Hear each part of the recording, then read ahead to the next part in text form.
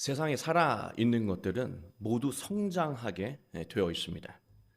제때 성장하지 않으면 도태되거나 소멸합니다. 모든 성장에는 과정이 있고 단계가 있습니다. 벼를 예를 든다면 벼가 잘 자라다가도 이 알이 차는 과정에서 부실하면 쭉정이가 되고 쭉정이는 다음이 없습니다. 뽑아 없어지거나 스스로 사그러져 소멸합니다. 이러한 자연의 원리는 사람에게도 그대로 적용됩니다.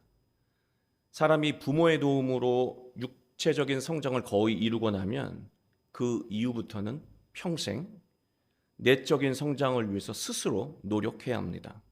사람이 내적인 성장을 멈추게 되면 삶이 정체가 되고 그때부터 불행한 인생을 살게 되기 때문입니다. 쭉정이처럼 미래가 없는 인생을 살게 되는 것이죠. 내적인 성장에도 과정과 단계가 있습니다.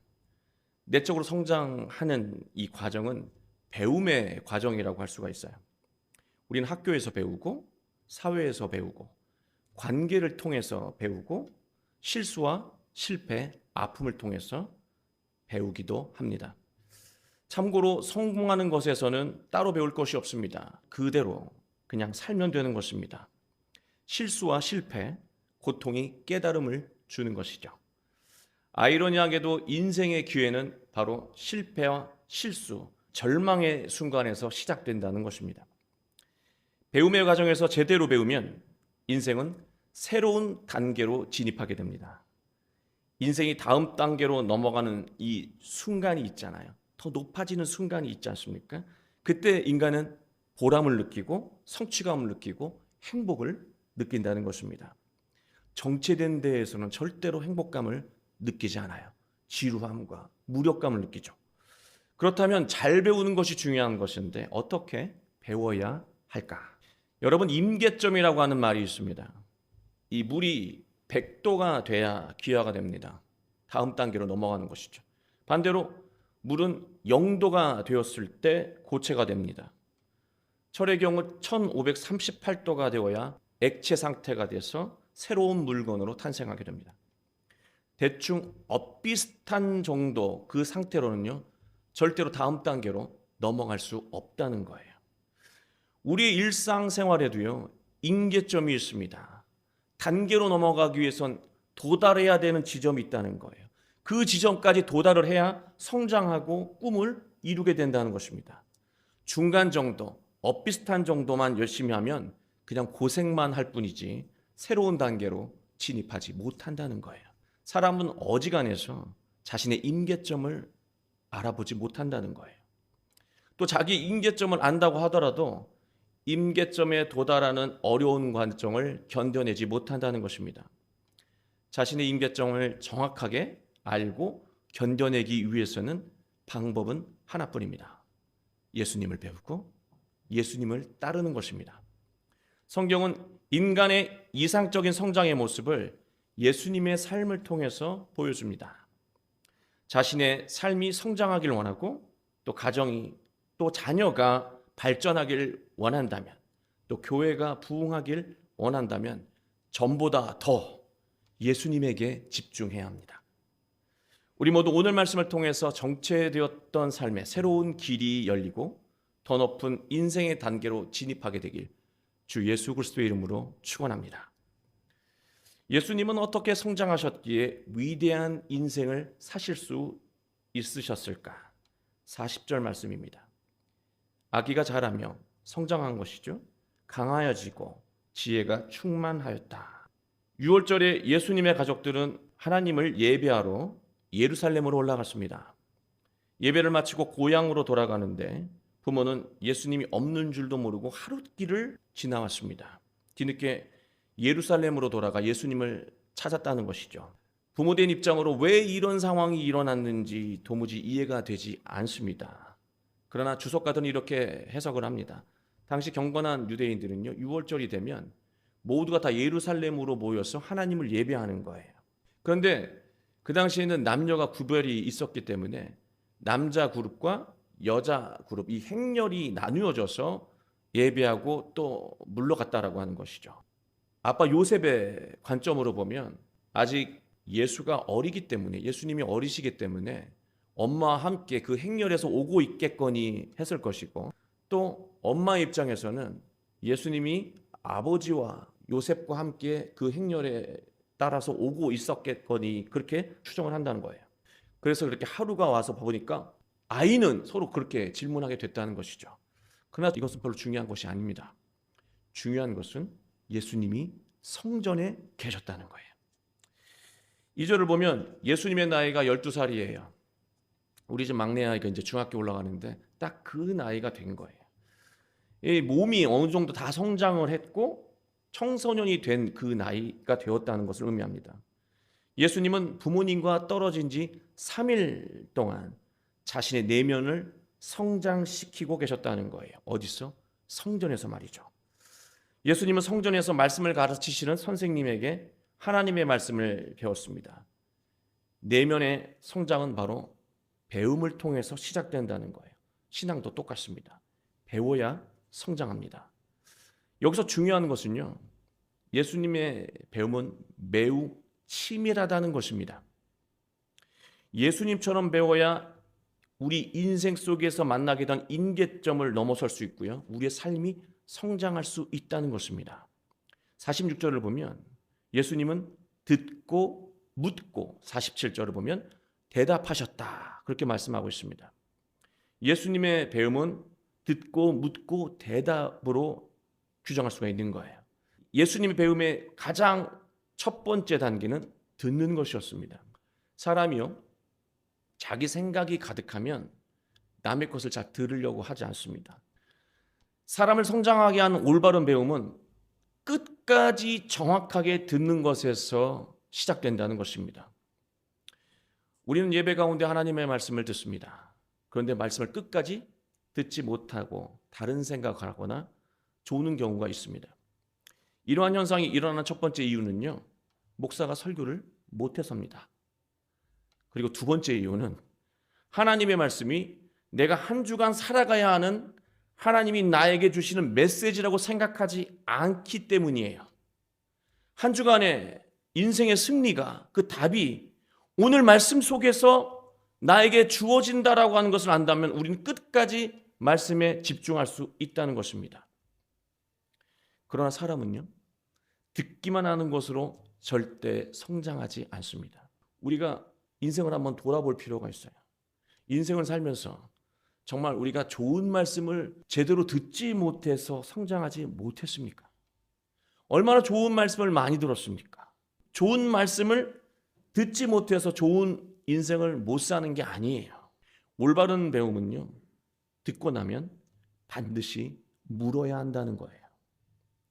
먼저 들은 것에 대해서 이해하고 있는지, 깨달았는지 스스로에게 물어야 한다는 것입니다.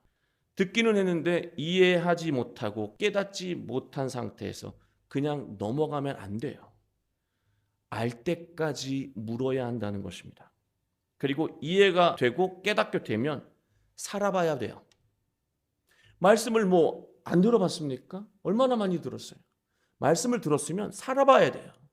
이게 되는지, 진짜 이렇게 되는지 살아봐야 한다는 거예요. 하나님의 말씀에는 우리의 모든 문제를 해결하는 놀라운 능력이 있는데도 듣기만 하고 살아볼 생각을 안 하는 것에 우리는 굉장히 익숙해 있다는 것이죠. 우리가 말씀을 듣고 용서해 보는 거예요. 사랑해 보는 거예요. 인내해 보는 것이죠.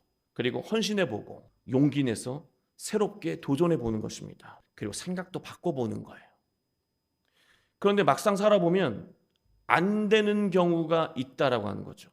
다 될 것처럼 말씀을 하셨는데 그 말씀대로 해봤는데 안 되는 지점을 경험하게 된다는 거예요.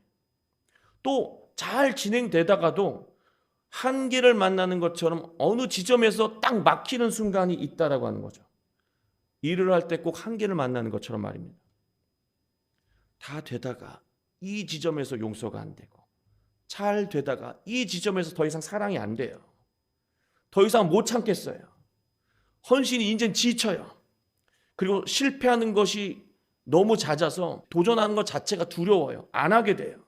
그리고 마음속으로 이 정도까지만 온 것도 참 나는 괜찮은 신앙생활을 한 거야라고 여기면서 멈춘다는 것이죠. 인간적인 생각을 해보면 말씀을 듣지도 않고 이해할 생각도 없는 신앙인보다 훨씬 낫기는 한 거예요. 그러나요, 삶을 성장시키고 단계를 높이는 임계점에 도달하는 것은 아니라고 하는 거예요. 삶의 결과는 말씀을 듣지도 않고 이해할 생각도 없는 사람과 똑같다는 거예요. 억울해도 어쩔 수 없어요.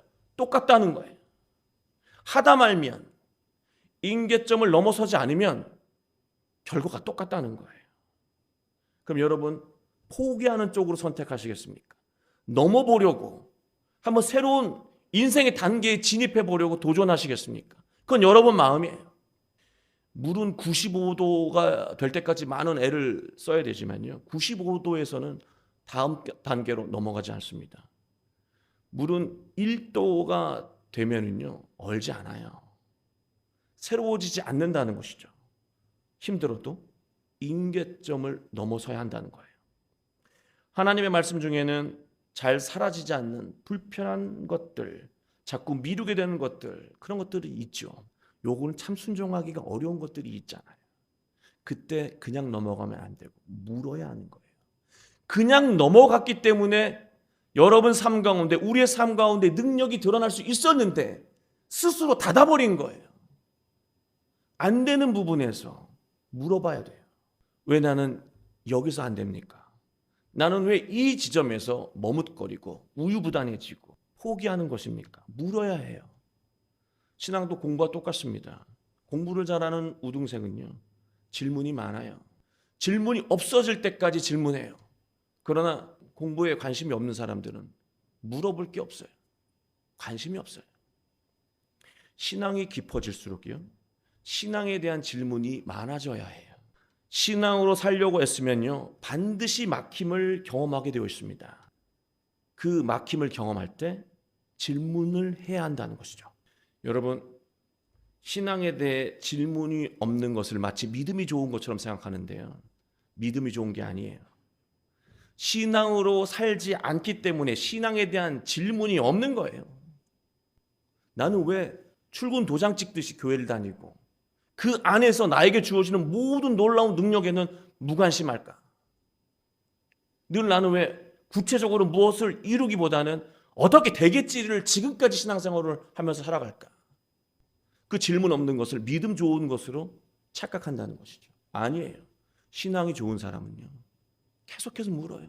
왜 안 되는 거죠? 하나님. 예수님도 질문하셨다니까요. 예수님도 물었다니까요. 십자가에 달리셨을 때 저 이렇게 죽는 겁니까, 아버지?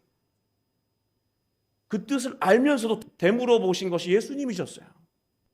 예수님도 질문이 있으셨다라고 하는 거예요.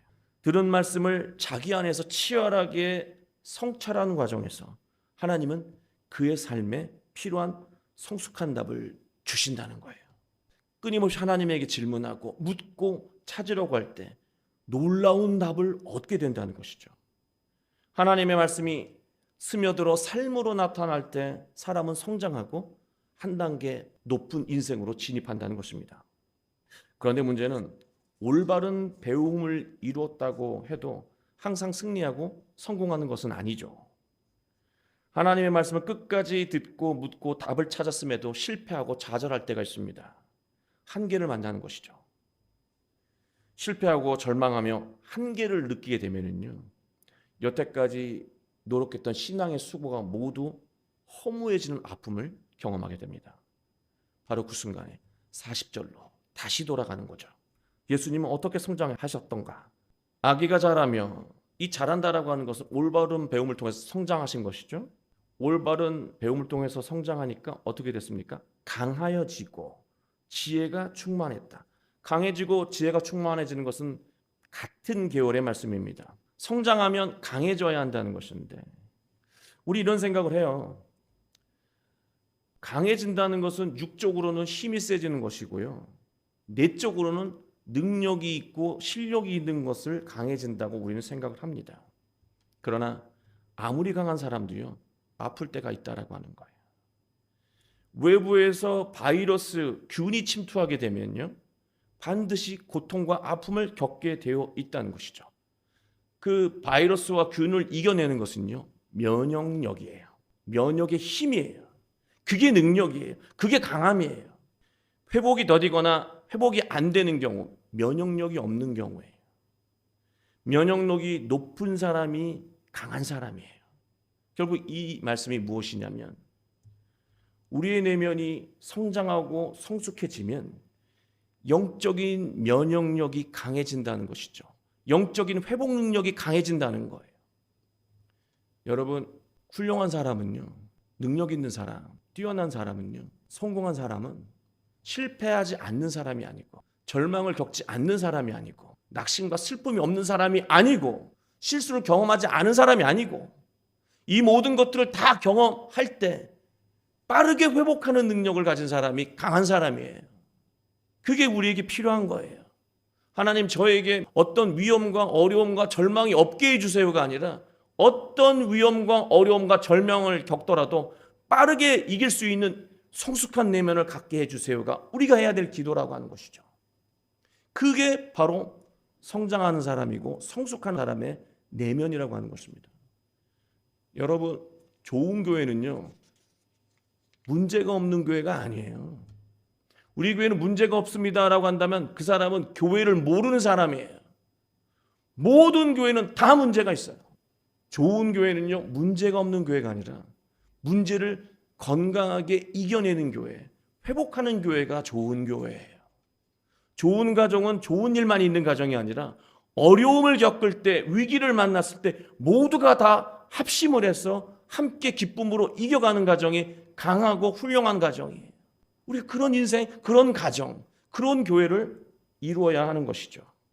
우리의 마음이 불안과 두려움이 가득해지고 미래에 대한 걱정이 많아질 때가 있어요.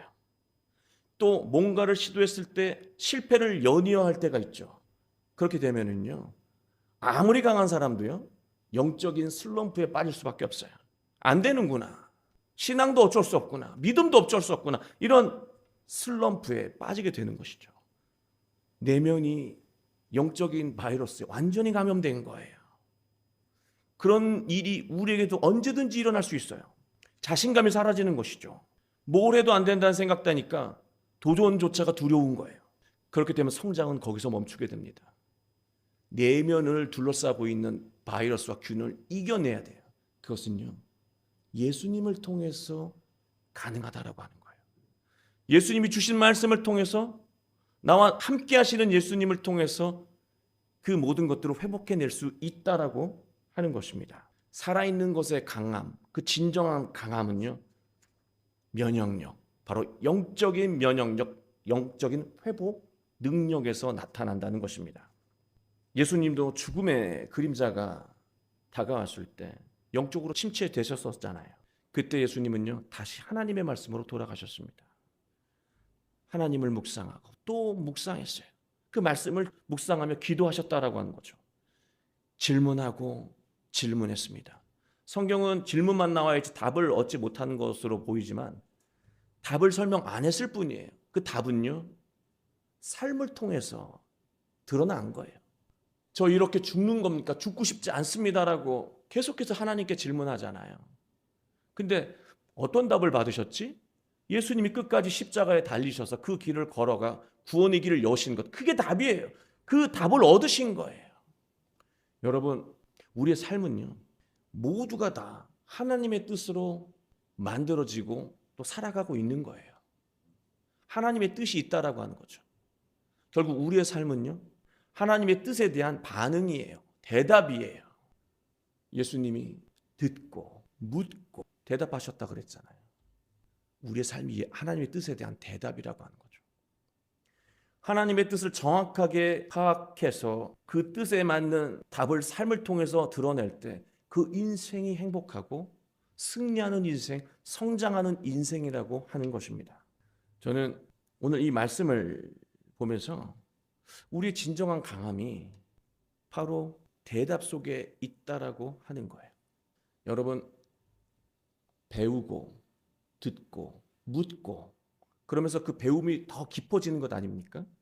이 대답하시는 것이 이제 핵심인데요. 대답이라고 하는 것은 내 문제가 아니라 타인의 문제의 핵심을 정확하게 보고 답을 주는 거예요.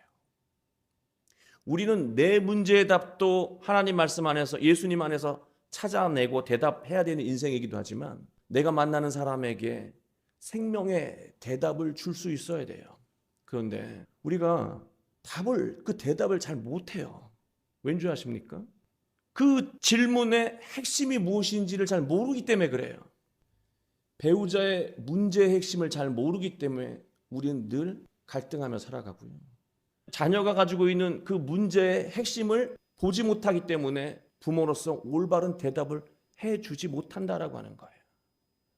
대답한다는 것은요, 누군가 질문했을 때 그 질문, 인생의 질문에 대한 핵심을 정확하게 꿰뚫어 볼 수 있는 거예요. 그 능력은요, 예수님을 묵상할 때 키워진다라고 하는 거예요. 자기가 세상적으로 경험한 바로 대답을 해버리게 되면요, 문제가 발생하게 되어 있다는 것이죠. 예전에 한 집사님이 명절이 되면 시댁이 가는데 이 아랫동서 때문에 미워가지고 너무 죽겠다는 거예요. 그래서 그 아랫동서가 어떻게 하는데요? 물었죠, 제가. 그랬더니 이렇게 얘기를 했습니다. 나는 아침에 일찍 가서 음식 만들고 음식을 다 먹고 나면 설거지까지 다 하는데 이 동서는 늘 늦게 와서 시어머니 곁에서 농담하고 우스갯소리하고 또 음식을 먹고 나면 설거지할 생각 안 하고 옆에서 과일 깎으면서 계속해서 붙어 있다는 거예요.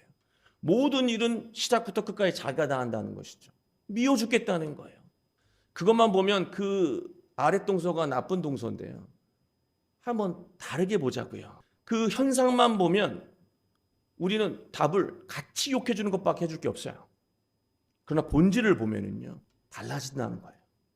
집사님, 그러면 집사님도 설거지 하지 마시고 같이 과일 깎으면서 옆에서 대화하시지 그러셨어요, 시어머니하고. 그래 가만히 있어요. 그래서 제가 또 물었죠. 시어머니 옆에서 대화하는 거 너무 싫으시죠? 불편하시죠? 그렇대요. 설거지하는 게 사실 더 좋아서 설거지하고 계신 거죠. 사실 설거지하고 마음이 편하긴 해요. 문제는 아랫동서가 아니고요. 시어머니를 어려워하는 마음이 시어머니에게 더 다가가세요. 힘들더라도 대화하세요. 대화하면 서로 이 벽이 없어지고 가까워지고 오히려 아침부터 일찍 와서 헌신하는 집사님을 시어머니 훨씬 더 아껴주실 겁니다. 시어머니도요, 당신을 불편해하면서 설거지하고 있다라고 하는 것을 아마 느끼셨는지 몰라요. 그러니까 그런 것 같다고 그렇게 얘기를 하시더라고요. 답이 달라지는 거죠. 자녀에 대한 어떤 문제를 우리가 해결할 때 어떻습니까? 이와 비슷하지 않습니까? 겉으로 나타나는 것에 우리가 매몰되게 되면 엉뚱한 대답을 하게 되고 엉뚱한 답을 주게 돼요. 그러면 갈등은 지속된다는 것이죠. 예수님 하셨던 것을 우리가 그대로 배우면은요, 문제의 핵심을 꿰뚫어 볼 수 있고요, 그에 대한 대답을 정확하게 할 수 있다는 것입니다. 예수님은 듣고 묻고 대답하는 모든 일련의 성장 과정 속에서 위대한 그리스도의 삶을 사셨고 우리도 그렇게 살아가라고 말씀하고 계신 겁니다. 우리가 그런 훌륭한 배움의 과정을 겪는 동안에도요, 우리는 어려움을 겪게 돼요. 반드시 벽을 만나게 됩니다. 그때 나에게 왜 이런 어려움이 있는가 그 질문보다는 하나님, 이것을 이겨낼 수 있는 강함을 허락해 주십시오.